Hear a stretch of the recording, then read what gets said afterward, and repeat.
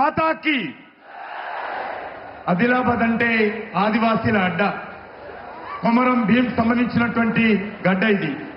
కాబట్టి మనమందరం కూడా మరి వీరులకు సంబంధించినటువంటి గడ్డలో పుట్టినాం కాబట్టి మనమందరం కూడా రెండు చేతులు పిడికిలు బిగించి నినాదం ఇవ్వాలి. భారత్ మాతాకి, భారత్ మాతాకి జై శ్రీరామ్. శ్రీవార్ రామచంద్ర మహారాజ్ కి.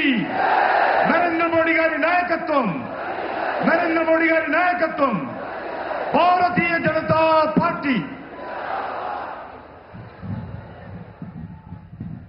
మన భారతదేశానికే కాదు యావత్ ప్రపంచానికి నాయకుడిగా ఈరోజు ప్రపంచ చిత్రపటంలో భారతదేశ గౌరవాన్ని మరి ఇనుమడింపచేస్తూ దేశంలో గత 10 సంవత్సరాలుగా దేశం యొక్క ముఖ చిత్రాన్ని ఒక నీతివంతమైనటువంటి ప్రభుత్వము, ఒక సమర్థవంతమైనటువంటి ప్రభుత్వము, ఒక సుస్థిరమైనటువంటి ప్రభుత్వము, అభివృద్ధి లక్ష్యంగా పనిచేస్తున్నటువంటి ప్రభుత్వాన్ని, పేద ప్రజల కోసం, బడుగు బలైన వర్గాల కోసం మరి పనిచేస్తున్నటువంటి ప్రభుత్వంగా పేరు తెచ్చుకొని ఈరోజు మూడోసారి రానున్నటువంటి పార్లమెంట్ ఎన్నికల్లో మరి ఈరోజు నరేంద్ర మోడీ గారు దేశ ప్రజల ఆశీస్సులు తీసుకోవడం కోసం రావడం జరిగింది. ముఖ్యంగా ఆదిలాబాద్ పార్లమెంట్ నియోజకవర్గానికి సంబంధించినటువంటి ప్రజలకు కూడా హృదయపూర్వకంగా ధన్యవాదాలు తెలియజేస్తా ఉన్నాను. గతంలో కూడా ఇక్కడ నుంచి పార్లమెంట్ సభ్యుడిని గెలిపించడం జరిగింది. ఈసారి నరేంద్ర మోడీ గారు మరి మూడోసారి దేశ ప్రధానమంత్రిగా ఈ యొక్క అన్ని వర్గాల ప్రజల ఆశీస్సులు అందజేసి ఆయనను మనం ఆశీర్వదించాల్సిన అవసరం ఉంది.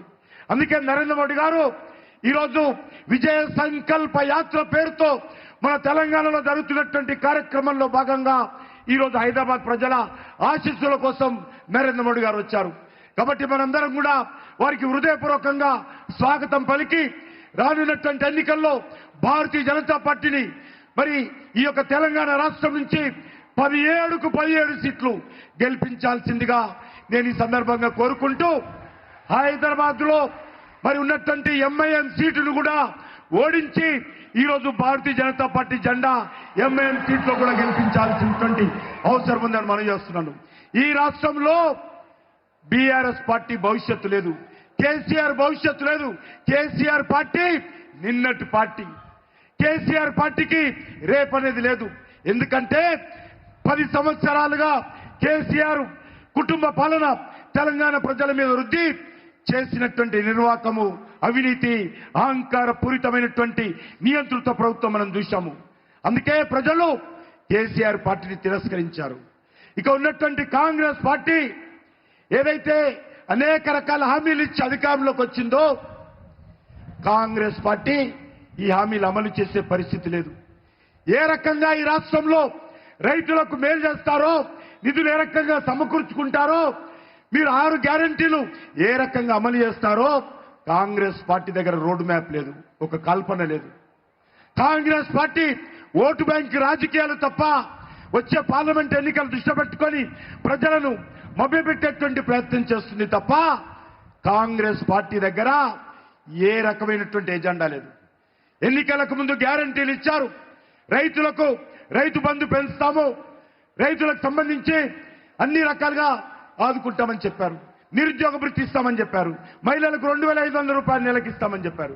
కానీ మనం చేస్తున్నాను ఏది కూడా కాంగ్రెస్ పార్టీ చేయదు.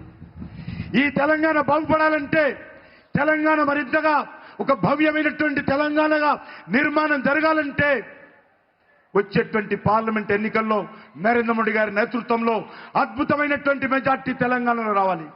ఈ యొక్క ఆదిలాబాద్ పార్లమెంట్ లో కూడా అద్భుతమైనటువంటి మెజార్టీతో మన భారతీయ జనతా పార్టీ అభ్యర్థి గెలవాలి. అందుకే మీ అందరినీ కోరుతూ ఈ యొక్క కార్యక్రమంలో పాల్గొంటున్నటువంటి మీ అందరికీ ధన్యవాదాలు తెలియజేస్తూ సెలవు తీసుకుంటున్నాను. ఇప్పుడు మన